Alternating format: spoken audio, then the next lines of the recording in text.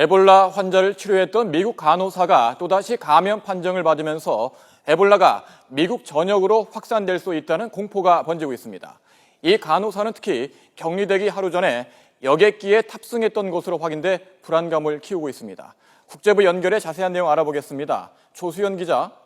네, 국제부입니다. 네, 미국 내 두 번째 2차 감염자가 나왔는데 이번에도 최근 에볼라로 숨진 토머스 던컨을 치료했던 간호사라고요.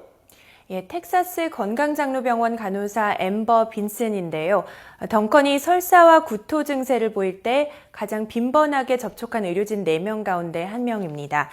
미 보건당국은 빈슨을 에볼라 격리치료시설을 완벽하게 갖춘 에머리 대학병원으로 보내서 치료할 예정입니다. 이와 함께 덩컨을 치료한 다른 의료진 70여 명의 상태도 면밀히 살펴보고 있습니다. 간호사들이 잇따라 숨지면서 지역 주민들의 불안감도 커지고 있는데요.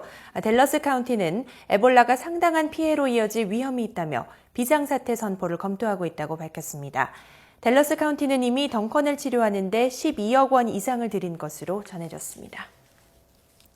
네, 간호사 빈슨의 에볼라 감염도 걱정이지만 빈슨이 격리되기 하루 전에 여객기에 탑승한 사실이 확인되면서 우려가 커지고 있죠. 예, 빈슨은 격리되기 하루 전인 13일에 오하이오주 클리블랜드에서 텍사스주 댈러스까지 여객기를 타고 이동한 것으로 드러났습니다. 이 여객기에 탑승하기 전에 자가 진단으로 체온이 정상보다 약간 높은 37.5도였던 것을 확인한 것으로 알려졌는데요. 옆자리에 앉은 승객 등이 가벼운 신체 접촉을 통해서 감염됐을 가능성도 배제할 수 없습니다. 이에 따라 미 보건당국은 여객기 탑승객 132명을 대상으로 감염 여부를 추적 조사하고 있고요. 또 추가 감염 가능성 있는 사람의 여객기 탑승을 불허하겠다고 밝혔습니다. 미국 질병통제예방센터 소장의 얘기를 들어보겠습니다. We will, from this moment forward, ensure that no other individual who is being monitored for exposure undergoes travel in any way other than controlled movement. 네, 미국 연방정부가 에볼라 확산을 막기 위해 안간힘을 쓰고 있는데요. 우리나라에도 추가 지원을 요청했다고요?